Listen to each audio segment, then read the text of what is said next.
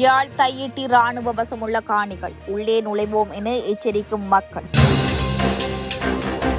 ராஜபக்சர்கள் மீதான குற்றச்சாட்டுகள் அனுரவிற்கு மொட்டு விடுத்துள்ள சவால். யாழில் பல்வேறு பகுதிகளில் துவிச்சக்கர வண்டிகளை திருடியவருக்கு நேர்ந்த கதி. தமிழர் பகுதியில் இடம்பெற்ற கோர விபத்து, பரிதாபமாக உயிரிழந்த இளைஞர். யாழில் இறைச்சியுடன் வந்த போலீஸ் அதிகாரியை பிடித்த இளைஞர். தமிழர் பகுதியில் கிராம சேவகர்கள் நையடைப்பு.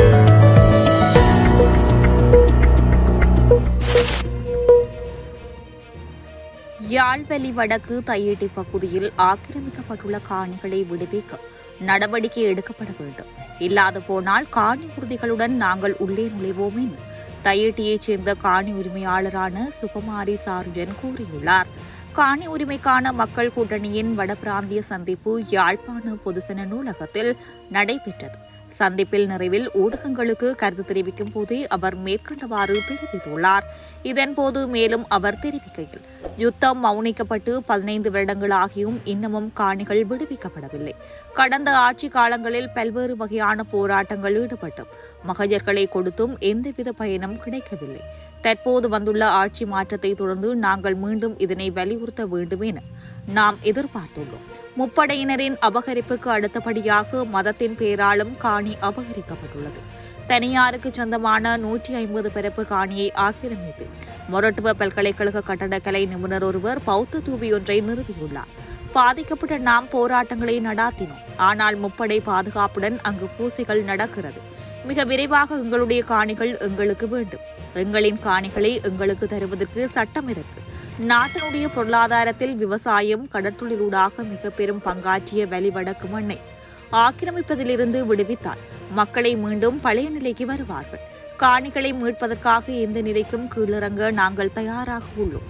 தீர்வு கிடைக்காவிட்டால் காணி உறுதிகளுடன் காணிகளுக்குள் நுழைவோம். எம்மோடு அனைத்து தரப்பினரும் வர வேண்டும் என்று தெரிவித்துள்ளார்.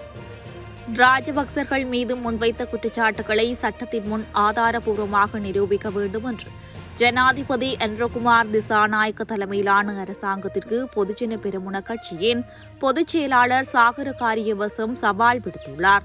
பொதுஜன பெரமுன கட்சியின் தலைமையகத்தில் இடம்பெற்ற கலந்துரையாடல் ஒன்றின் போதே அவர் மேற்கண்டவாறு சவால் விடுத்துள்ளார்.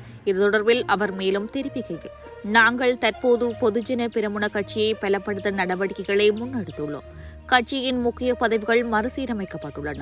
2029 ஆண்டு ஜனாதிபதி அனுரகுமார் திசாநாயக்க தலைமையிலான தேசிய மக்கள் சக்திக்கு சவால் விடுக்கும் பிரதான அரசியல் கட்சியாக எழுச்சி வரும்.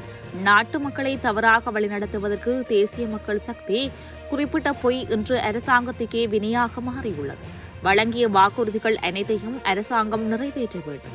அத்துடன் ராஜபக்சர்கள் மீது முன்வைத்த குற்றச்சாட்டுகளை சட்டத்தின் முன் ஆதாரபூர்வமாக நிரூபிக்க வேண்டும். ஜனாதிபதி அனுரகுமார இந்தியாவுடன் செய்து கொண்ட ஒப்பந்தங்கள் குறித்து அரசாங்கம் வெளிப்படைத்தன்மையுடன் செயற்படவில்லை. குறிப்பாக இட்கா ஒப்பந்தத்தை குறிப்பிட வேண்டும். குறுகிய அரசியல் மாற்றத்திற்காக அடிக்கடி கொள்கைகளை மாற்றிக்கொள்வது முறையற்றதாகும் என அவர் குறிப்பிட்டுள்ளார். யாழ்ப்பாணம் வடமராட்சியின் பல்வேறு பகுதிகளில் துவிச்சக்கர வண்டிகளை திருடிய நபர் ஒருவர் காவல்துறையினரால் கைது செய்யப்பட்டுள்ளார். காங்கேசந்துறை மாவட்ட காவல்துறை குற்றத்தடுப்பு பிரிவு பொறுப்பதிகாரி உதயானந்த் தலைமையிலான குழுவினரால் குறித்த கைது நேற்று இடம்பெற்றுள்ளது.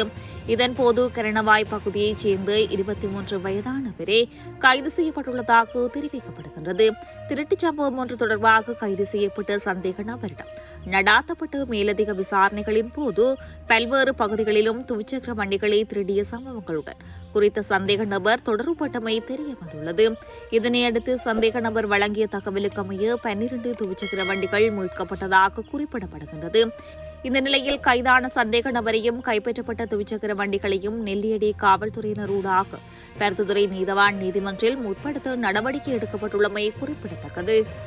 மட்டக்களப்பில் உள்ள மாமாங்கேஸ்வர ஆலய பிரதான வீதியில் நிறுத்தி வைக்கப்பட்டிருந்த வாகனத்தில் மோட்டார் சைக்கிள் மோதியதில் இளைஞர் ஒருவன் உயிரிழந்திருப்பதாக போலீசார் தெரிவித்துள்ளனர்.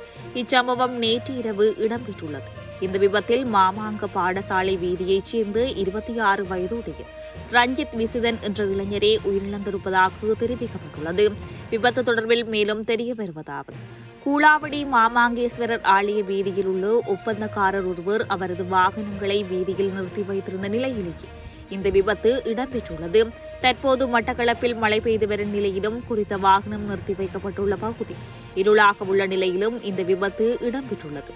பாரிய வாகனங்களை ஏற்றிச் செல்வதற்காக பயன்படுத்தப்படும் வாகனத்திலேயே மோட்டார் சைக்கிள் மோதியுள்ளதாக மட்டக்களப்பு தலைமையக போலீசார் தெரிவித்துள்ளனர். குறித்த வீதியில் வாகனங்கள் நிறுத்தி வைக்கப்படுவது தொடர்பில் கடந்த காலங்களில் பல்வேறு தரப்பினரின் கவனத்திற்கு கொண்டு சென்ற போதும் எந்த நடவடிக்கையும் எடுக்காத நிலையிலேயே இந்த சம்பவம் இடம்பெற்றுள்ளதாக அப்பகுதி மக்கள் தெரிவித்துள்ளனர். இது தொடர்பான விசாரணைகளை மட்டக்களப்பு தலைமையக போக்குவரத்து போலீசார் முன்னெடுத்துள்ளமை குறிப்பிடத்தக்கது. யாழ் நெடுந்தீவில் இருந்து விடுமுறையில் சென்ற போலீஸ் உத்தியோகத்தர் கொண்டு சென்ற பொதியில் இறைச்சி இருப்பதாக சந்தேகித்து அதனை சோதனையிட்ட போது அதில் இறைச்சி இருப்பது கண்டுபிடிக்கப்பட்டுள்ளது. சம்பவம் தொடர்பில் தெரிய வருவதாவது: நேற்று மாலை நெடுந்தீவில் இருந்து குறிகட்டுவான் நோக்கி வந்த படகில் விடுமுறையில் செல்வதற்காக வந்த போலீஸ் உத்தியோகத்தர் கொண்டு வந்த பொதியில் இறைச்சி இருப்பதாக சந்தேகம் தெரிவித்து குறிகட்டுவான் துறைமுக பகுதியில் வைத்து கடந்த பல நாட்களாக கால்நடைகளை பறிகொடுத்த இளைஞர்கள் கடற்படையினரின் உதவியுடன் பரிசோதனை செய்தபோது இறைச்சி இருப்பது கண்டுபிடிக்கப்பட்டுள்ளது. அதன் பின்னர் குறித்த போலீசாருடன் பொதியும் குறிகட்டுவானில் கடற்படையினரின் உதவியுடன் தடுத்து வைத்துவிட்டு யாழ் அரசு அதிபர் நெடுந்தீவு பிரதேச செயலருக்கு தகவல் வழங்கப்பட்டதுடன் இது தொடர்பாக வேலணை பிரதேச செயலருக்கும் தகவல் தெரிவிக்கப்பட்டதாக தெரிய வருகின்றது.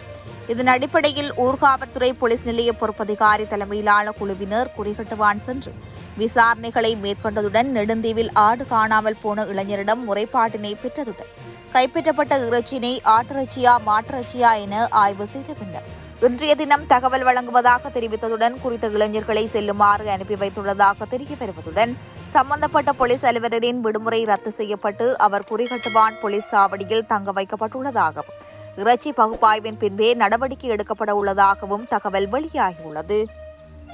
மட்டக்களப்பு வாழைச்சேனை பிரதேச செயலாளர் பிரிவிற்குட்பட்ட நாசிவன் தீவு கிராமத்தில் கடமையாற்றும் கிராம சேவகர் வெளிக்கள கடமை நிமித்தம் காரணமாக அலுவலகம் திரும்பும் வழியில் மதுபோதையில் வந்த குழுவொன்றினால் தாக்கப்பட்டுள்ளதாக போலீசார் தெரிவித்துள்ளனர். பாதிப்பிற்குள்ளானவர் வாழைச்சேனை ஆதார வைத்தியசாலையில் சிகிச்சைக்காக அனுமதிக்கப்பட்டுள்ளார். நேற்று பிற்பகல் வேளை இச்சம்பவம் நாசிவன் தீவுத்துறை அடியில் இடம்பெற்றுள்ளது. குறித்த சம்பவம் பற்றி பாதிக்கப்பட்ட கிராம சேவகர் தெரிவிக்கும் போது பிரதேசவாசி ஒருவர் கடந்த ஒரு வாரங்களுக்கு முன்பு பிரதேசத்தில் உள்ள அரச காணி ஒன்றினுள் அத்துமீறி காணியை சுற்றி வேலி அமைத்திருந்த தகவல் அறிந்து தாம் நேரில் சென்று அதனை அகற்றுமாறு கூறிய போது அவ்விடத்தில் அசாதாரண சூழ்நிலை ஏற்பட்டதாக தெரிவித்துள்ளார். குறித்த காணி விடயம் தொடர்பாக மேற்படி நபர் இன்று தமது அலுவலகத்திற்கு வருகை தந்து முரண்பாட்டில் ஈடுபட்டதாகவும் இதன்போது இருவருக்கும் இடையில் கருத்து முரண்பாடு ஏற்பட்டுள்ளதாக அவர் தெரிவித்துள்ளார்.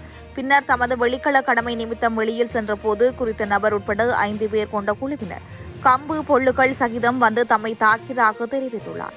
இதன்போது சம்பவத்தை கண்ட பொதுமக்கள் சிலர் தம்மை அவர்களிடமிருந்து பாதுகாத்ததாக மேலும் அவர் தெரிவித்துள்ளார். சந்தேக நபர்களை உடனடியாக கைது செய்து நடவடிக்கையில் போலீசார் ஈடுபட்டுள்ளதாக நிலைய பொறுப்பதிகாரி கருத்து தெரிவித்துள்ளார்.